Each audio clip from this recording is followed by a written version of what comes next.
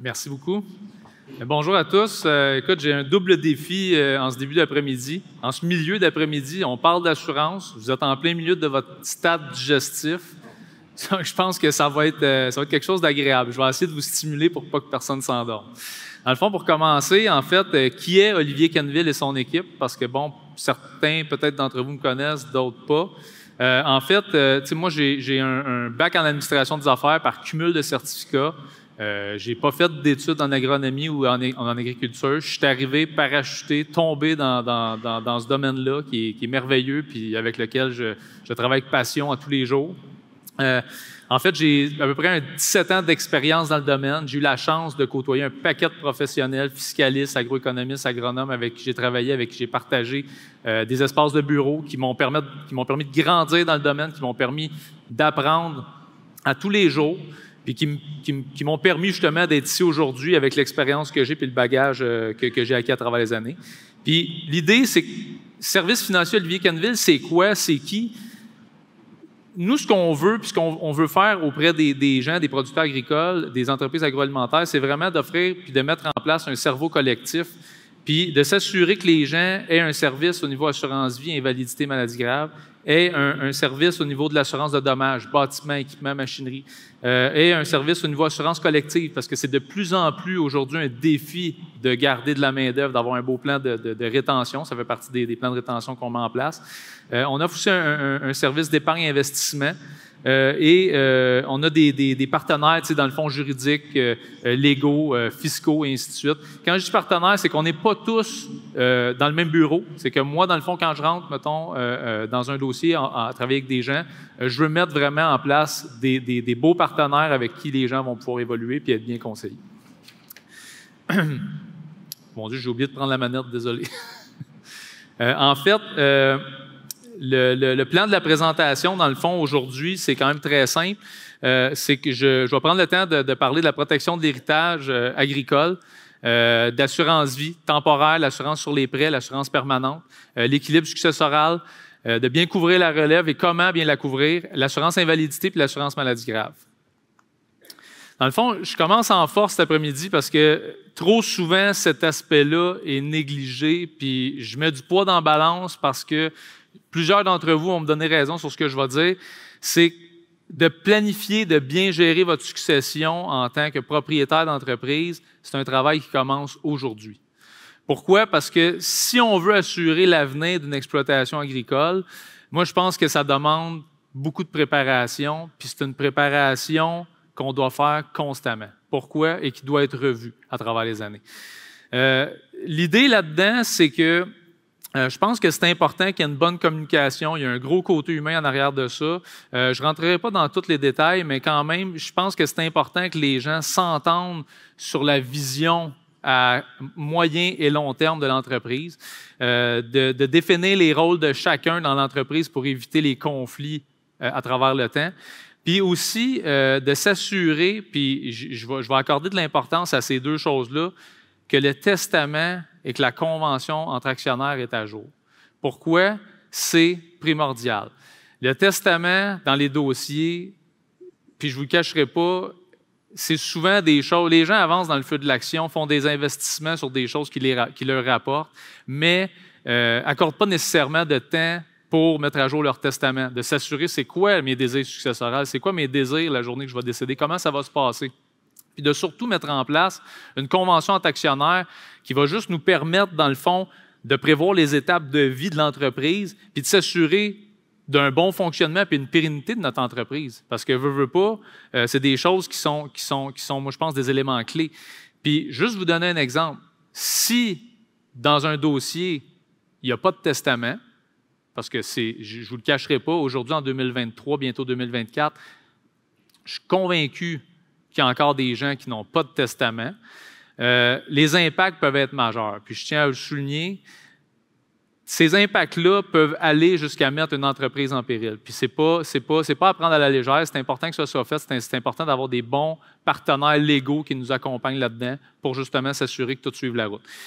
L'autre chose, puis moi je vous invite, avec le testament, de joindre une lettre explicative. Ce n'est pas une nécessité, ce n'est pas une loi écrite, ce n'est pas marqué nulle part, mais de joindre une lettre explicative pour éviter les chicanes familiales la journée que vous n'êtes plus là. Tu sais, je vais loin dans mes explications, mais ça arrive trop souvent. Puis cette lettre explicative-là, ce qu'elle fait, là, ça va être juste pour les membres de la famille. Vous n'êtes pas obligé de le faire, c'est juste que moi, je pense que ça va être important que la succession comprenne bien les intentions du défunt. Je vais juste commencer avec un exemple. Dans le fond, j'ai vécu ça dans un dossier dernièrement où je rencontre madame qui est productrice laitière en relève d'entreprise qui a 32 ans et elle est partenaire avec son grand-père qui a 88 ans. Ils ont 50-50, ils ont 50% chacun de l'entreprise. Puis là, c'est pas ça le problème, c'est juste que je dis, OK, ta mère, ton père font quoi? Bon, ma mère, elle travaille pour la ferme, elle est employée, OK. Mon père, il vient nous aider une fois de temps en temps, puis il y a une job à l'extérieur, OK, parfait. On saute une génération, c'est possible, les règles de roulement s'appliquent, tout sans problème. Sauf que là, j'ouvre la convention entre actionnaires. Là, la convention stipule, puis c'est important, je vous le dis, c'est important que ça soit bien fait pour protéger la relève qui est là, la continuité de l'entreprise. Parce que là, la convention, ce qu'elle disait, c'est que la journée que grand-papa décède, là, il faut verser un montant de 25% immédiat de sa valeur, puis la balance payable en 10 ans. Là, je me suis dit, OK, j'ai dit, qui a bâti ce document-là?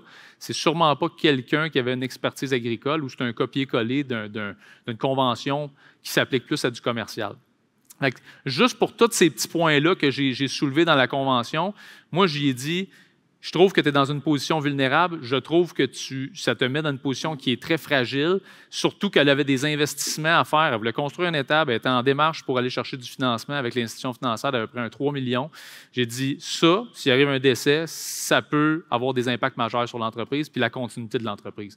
Donc, c'est important que moi, je vais te coacher, soit que tu vas voir ton notaire, puis je peux lui donner peut-être en jasant avec lui parce que ce n'est pas nécessairement mon mandat, ma job de faire ça. Mais tu sais, je connais assez le domaine pour être capable de coacher puis de dire j'aimerais ça que tu revoies ces aspects-là avec la cliente pour s'assurer qu'on mette en place des choses qui vont être plus le reflet de la réalité agricole. Puis, je vous dis, ça arrive trop souvent. Des conventions non signées, des conventions qui ne sont pas bien ajustées, des conventions qui ne tiennent plus la route. C'est important que ça soit mis à jour. Puis quand je vous dis des conventions pas signées, moi, ce que je ne comprends toujours pas aujourd'hui, c'est qu'il y a des gens rencontrent des professionnels, se font faire une convention et elle n'est jamais signée. Demain matin, il arrive un pépin, une situation quelconque dans l'entreprise, bien, ça vaut 0. En fait, c'est important que tout suive la route. Là, puis l'autre chose, dernier point, c'est que ça prend de bonnes assurances-vie, invalidité, maladie grave, qui est quand même, je vous dis les points importants, testament à jour, convention entre actionnaires, c'est des bonnes assurances-vie. C'est une gestion de risque qui doit être faite pour bien protéger l'entreprise, puis pour bien protéger la succession, puis la continuité de l'entreprise. Si je commence, dans le fond, pour l'assurance-vie, il y a 2 types d'assurance-vie qui existent actuellement sur le marché. L'assurance temporaire et l'assurance permanente. Je ne pense pas que ce soit des choses qui soient inconnues pour vous. L'assurance temporaire, voyez-le comme si on louait un appartement, si on louait une terre ou peu importe. Puis l'assurance permanente, c'est comme si on achetait une maison, on achetait une terre, et ainsi de suite. Oui, le coût est plus cher à l'acquisition, sauf qu'on bâtit quelque chose qui nous appartient.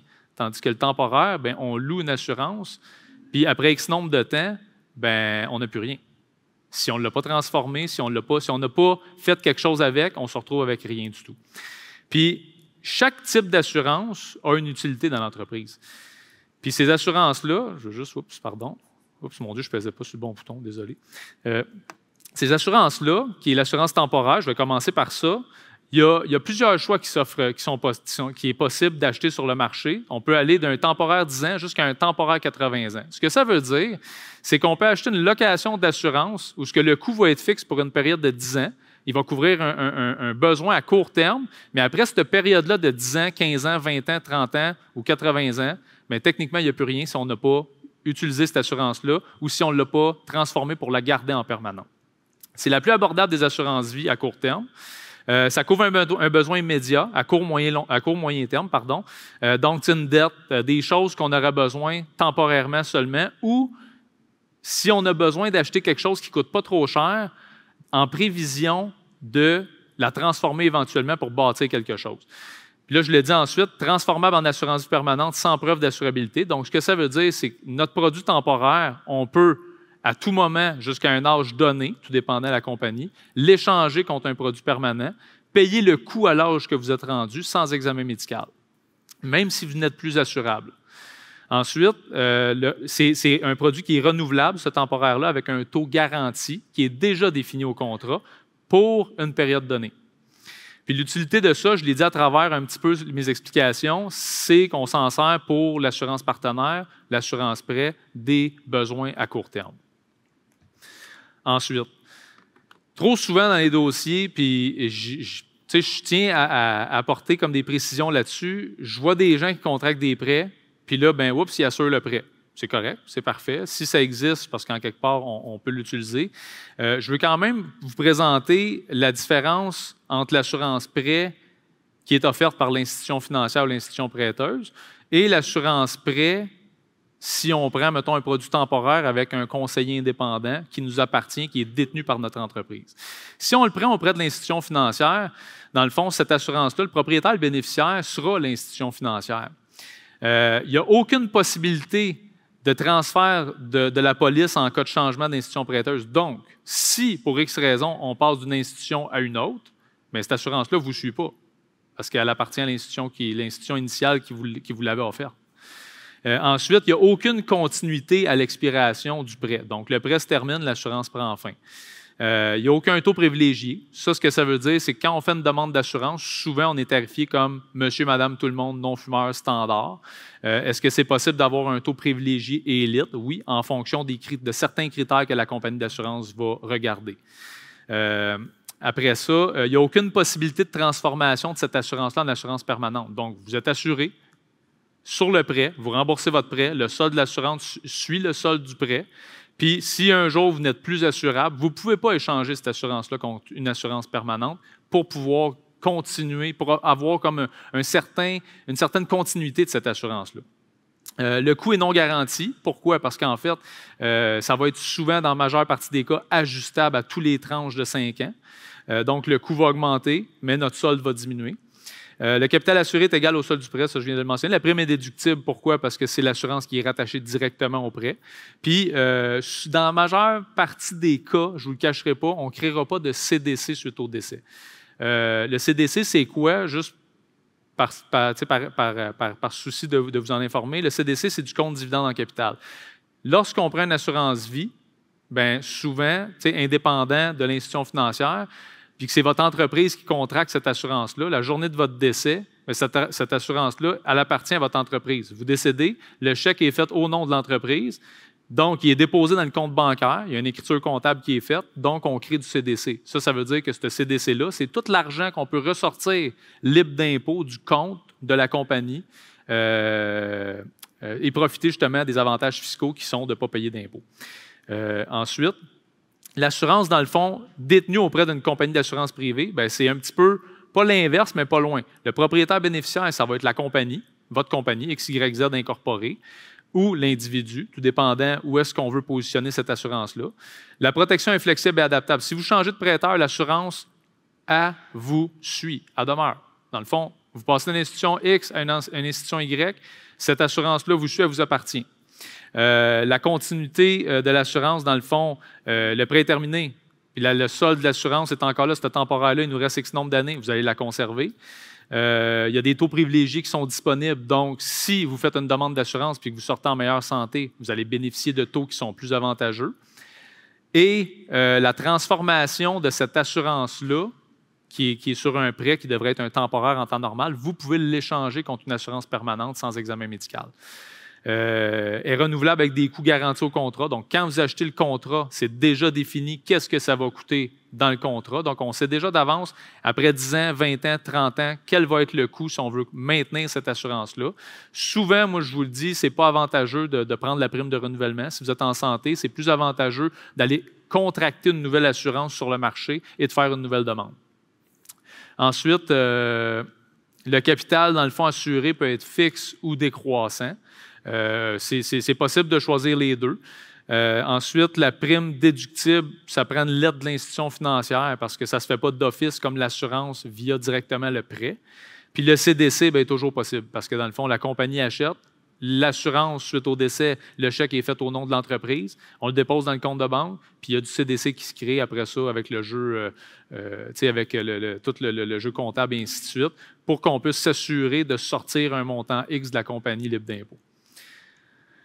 Ensuite, je tombe dans le volet assurance permanente.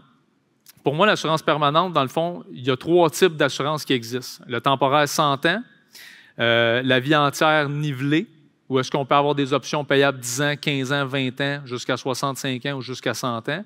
Puis il y a la vie universelle. Là, je vous explique parce qu'à un moment donné, tu dis, OK, 3 types, ils font quoi les 3? C'est quoi leur différence? Rapidement, pour ne pas vous mêler, le temporaire 100 ans, c'est une assurance permanente fixe qu'on va payer toute notre vie. Il n'y a aucune accumulation dans le compte. Il n'y a pas de, quand je dis accumulation, il n'y a aucune valeur d'achat. C'est une coquille vide, là. On paye le coût est fixe, on s'en va avec ça jusqu'à 100 ans, puis la journée que le décès arrive, l'assurance est payée. Merci, bonsoir.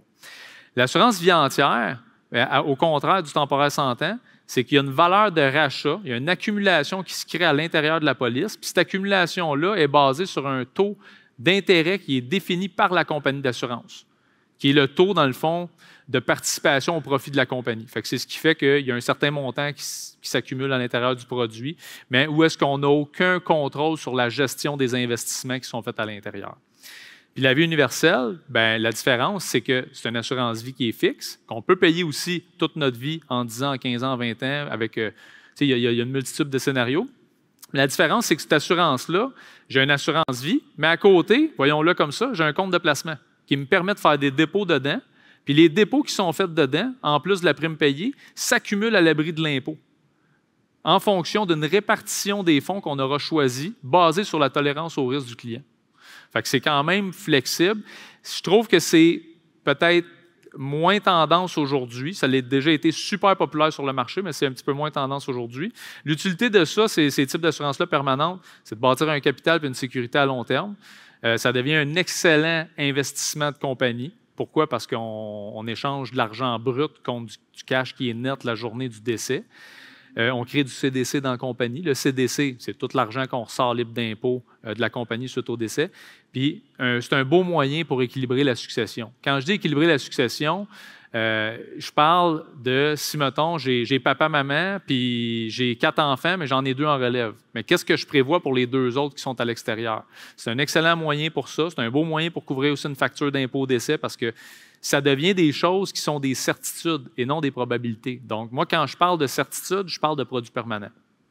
Puis, je veux juste attirer votre attention sur une chose, c'est que l'équilibre successoral, j'ai mis une note en jaune en bas. Il faut faire attention parce que si j'utilise un produit vie entière pour couvrir mon équilibre successoral ou pour couvrir mon impôt au décès ou peu importe, puis que je mets ça dans une entreprise agricole, il faut que je fasse attention aux valeurs de rachat. Pourquoi? Parce que les valeurs de rachat peuvent être considérées comme un actif contaminant dans la compagnie agricole.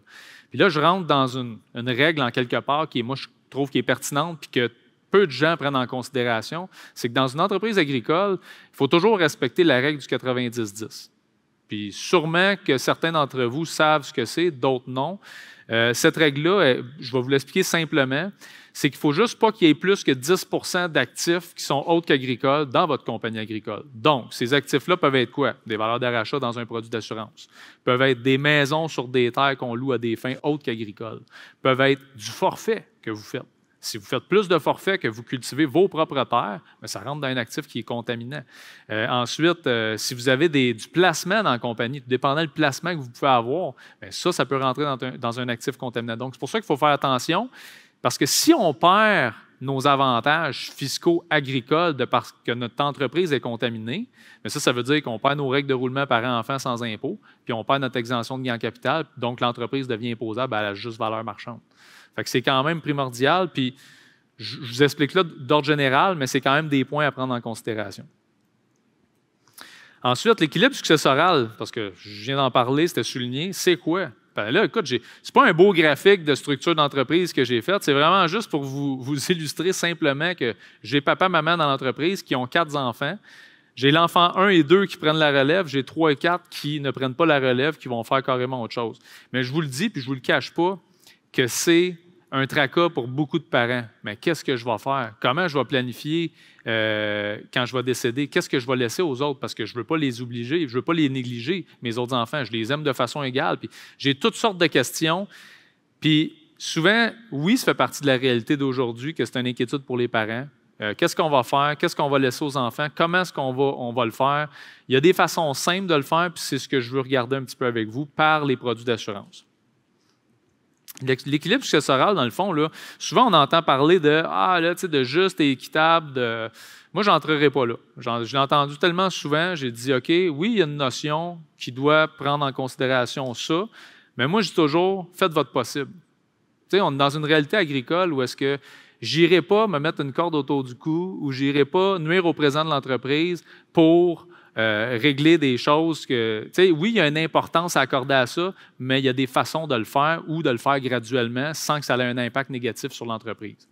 Fait que souvent, je dis, faites votre possible. Puis comment on peut l'être, dans le fond, tu sais, comment est-ce qu'on peut le faire puis que ça soit possible?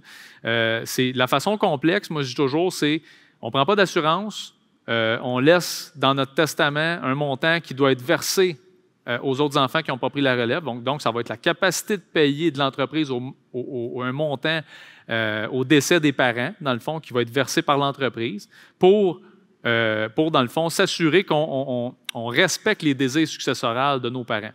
Fait que ça, ce que ça dit, c'est que c'est la capacité de payer de l'entreprise ou la façon facile, on a pris une assurance vie déjà d'avance en anticipant un paiement pour régler un problème futur. Ça veut dire qu'on s'est dit, OK, papa, maman, je prends une assurance, mettons, d'1 million sous nos têtes, ça coûte, mettons, 13 000 par année. On anticipe ce paiement-là avec l'entreprise jusqu'à temps qu'on décède. La journée qu'on décède, ça nous a coûté toutes ces années-là de paiement. Le 1 million rentre dans le compte de l'entreprise, puis on le donne aux autres enfants à l'extérieur.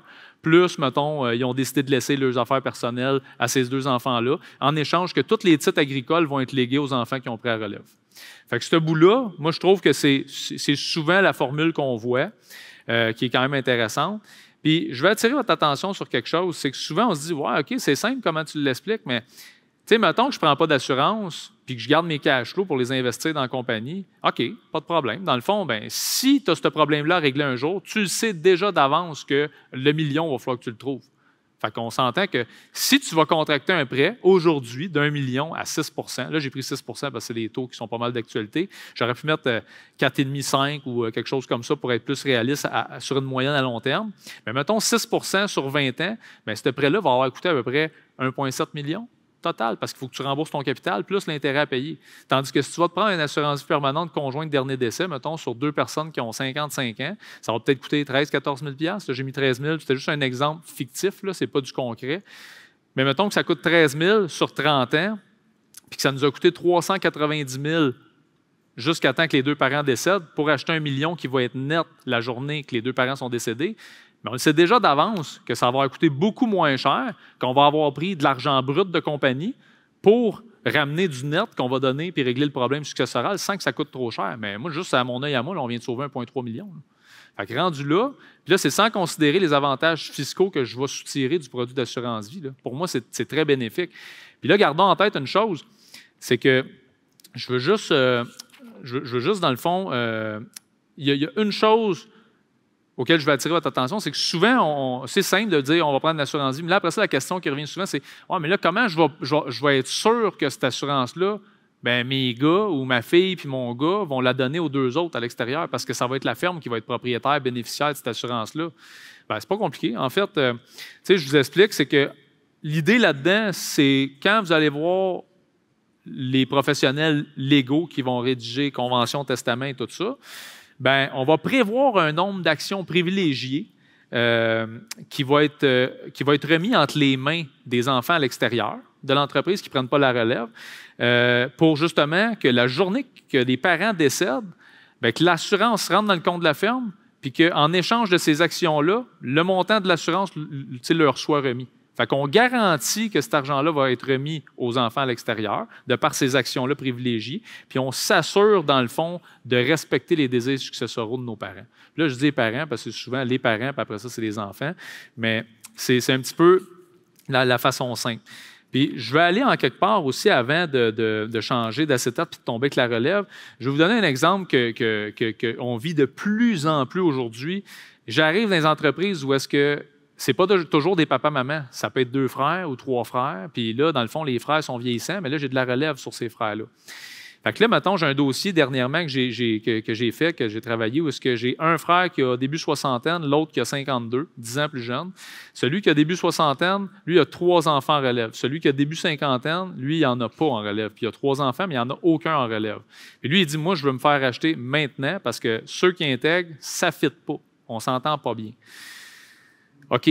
Ben, ça arrive assez fréquemment dernièrement là, que je vis des situations comme ça. Mais quand il n'y a pas de relève d'un côté des actionnaires, puis vu les valeurs qui ont tellement augmenté à travers les années, là, il faut être conscient que moi, mon frère, là, qui n'a pas de relève, lui, il faut mettre en place un plan de rachat. Là. OK? Lui, il veut peut-être avoir du cash tout de suite. Et oui, il va penser à la pérennité de l'entreprise, mais il va vouloir être payé un bout. Là. Ben, c'est correct, mais là, est-ce qu'on va être capable de le payer au complet avant qu'il décède? Peut-être pas. Mais si on prévoit, mettons, un montant X qu'on y rembourse tout de suite, puis que la balance est payable par le fruit d'un produit d'assurance, bien, ça va coûter pas mal moins cher. Parce que, tu sais, s'il vaut 15 millions, mais que j'y en rajoute peut-être un tout de suite ou 2 tout de suite, puis la balance payable un petit peu plus tard, puis que j'ai mis une police d'assurance de 5-6 millions sur sa tête, oui, ça va coûter de l'argent, mais ça va coûter pas mal moins cher que d'être obligé de payer le 10-12 millions que j'ai besoin de payer de son vivant avant qu'il décède. Puis là, il faut que je prenne en considération qu'il y a de l'impôt à payer sur sa valeur à lui s'il n'est pas remboursé en totalité. Là.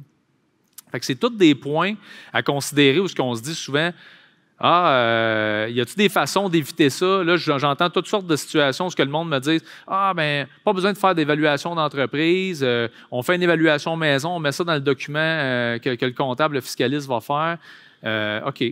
Ben, moi, j'ai toujours une bémol là-dessus. Puis le fiscaliste qui accepte de faire votre dossier en prenant l'évaluation maison, si le gouvernement décide de revenir et de contester cette évaluation-là, ben, c'est sûr que ça va coûter des sous. Là. Fait qu'en quelque part, je pense que c'est important que l'évaluation agréée soit faite, qu'on ait un document à l'appui, puis qu'on fasse nos choses en bonne et due forme. Bien, rendu là, moi, je fais juste vous expliquer comment le faire pour que ça soit fait correctement. Mais je vois toutes sortes de situations. Moi, je préfère le dire. Mon rôle conseil, moi, me permet de juste vous dire comment le faire en bonne et due forme. Après ça, la balle est dans votre camp. Puis si vous décidez de le faire autrement, bien, c'est à vos risques et périls. Ensuite, la relève agricole, comment bien la protéger? Moi, c'est mon opinion, dans le fond, là, c'est que je n'aille pas de mettre en place une base d'assurance permanente où est-ce que le coût, dans le fond, le coût est nivelé, ça nous permet d'assurer notre relève. Pourquoi? Parce que, puis d'aller chercher des montants qui sont intéressants parce que, justement, nos relèves, souvent, sont jeunes, sont en santé la majeure partie du temps, bien entendu. Ce n'est pas quelque chose que c'est d'office pour tout le monde. Les coûts d'assurance sont beaucoup moins chers. Fait que souvent, l'entreprise, elle anticipe des paiements tout de suite sur la tête de l'enfant pour bien le protéger parce qu'on sait qu'il va devoir chausser leur bottine un jour. Puis de mettre une bonne assurance invalidité en place. Cette assurance-là, invalidité, ce que j'aime de ça, c'est que premièrement, c'est que ça va lui permettre d'être couvert en cas d'accident, de maladie, 24 sur 24, 7 jours sur 7, et de garantir un certain montant d'argent qui va lui rentrer, dans le fond, à tous les mois en remplacement de sa paye, son salaire. Puis cette assurance invalidité-là, moi, je tiens à ce qu'elle soit comme garantie non résiliable parce qu'il y a 4 gammes de produits sur le marché. Puis j'aime bien travailler avec des garanties non résiliables parce que la journée que tu tombes invalide, bien, la compagnie, techniquement, c'est là qu'elle te demande tes preuves de revenus. C'est là qu'elle veut vérifier de quelle façon que tu te rémunères, quel genre de travail tu fais, et ainsi de suite. Mais moi, en travaillant avec des produits garantis non résiliables, la photo est prise avant émission du contrat. Fait que la journée que tu tombes invalide, ils ne veulent pas savoir qu'est-ce que tu fais dans la vie, ils ne veulent pas savoir qu'est-ce que tu gagnes. Puis c'est déjà défini que on veut juste savoir pourquoi tu es invalide. Ça me prend la déclaration du médecin, puis après ça, la compagnie te paye après la période d'attente. Ce qui me permet de tomber dans l'assurance invalidité. Je vais juste accélérer les explications parce que je vois que le temps file. L'assurance invalidité, en fait, en statistique, saviez-vous que dans le fond, ça fait partie de la vie. les invalidités, je veux dire, les accidents, les maladies, ça fait partie de la vie. On ne sait pas quand ça peut arriver, mais ça ne frappe pas avant d'arriver. Puis souvent, puis je le dis souvent, moi, je considère que ça coûte plus cher de ne pas en avoir que d'en avoir une. Puis là, j'entends souvent, ouais, mais il me semblerait que c'est cher, on a déjà vécu quelque chose, puis on a déjà eu une, ça coûtait cher. Il y a des façons de le faire sans que ça soit astronomique, puis il y a des façons de le faire puis que ça soit super avantageux. Puis d'autant plus que si on le fait sur notre relève en bas âge, bien, ça coûte très peu cher, puis c'est super avantageux. Une personne sur 3 tombe invalide plus de 90 jours au moins une fois avant 65 ans, puis la durée moyenne d'une invalidité, plus de 90 jours, dans le fond, c'est 2,9 années. L'assurance invalidité, dans le fond, c'est une couverture qui protège un individu en cas d'accident ou de maladie contre la perte de revenus partout dans le monde. Je vais me concentrer il y a 4 gammes de produits, comme je vous disais tantôt, je vais me concentrer sur tout ce qui est produits garantis et non résiliables. Les 2 seules compagnies qui offrent ces types de produits-là sont Canada Vie et RBC. Puis l'avantage qu'on a avec RBC, c'est qu'actuellement, depuis longtemps, dans le fond, RBC offre un rabais de 15 % pour les producteurs agricoles qui sont membres de l'UPA. Techniquement, ça vient comme d'office. Ensuite, comment déterminer une prestation mensuelle? Ça, je trouve que c'est important. Souvent, en agriculture, le défi qu'on a, c'est que les gens ne se versent pas beaucoup de salaire, beaucoup d'avantages par la ferme, donc on a une problématique pour aller chercher une assurance invalidité. Nous, la façon qu'on fonctionne, c'est qu'on est capable d'aller chercher votre revenu d'emploi sur le T1 général du rapport d'impôt, la ligne 101, le pourcentage du bénéfice net en fonction de vos parts. Je prends un pourcentage de l'amortissement sur les bâtiments, un pourcentage de l'amortissement sur les machineries, puis je majore tout ça de 20 %, ce qui donne mon revenu gagné annuel assurable sur lequel je vais me baser pour être capable de vous donner une prestation mensuelle. Fait que c'est quand même majeur. Puis, je le répète, la possibilité d'obtenir un rabais de 15 % si vous êtes membre de l'UPA.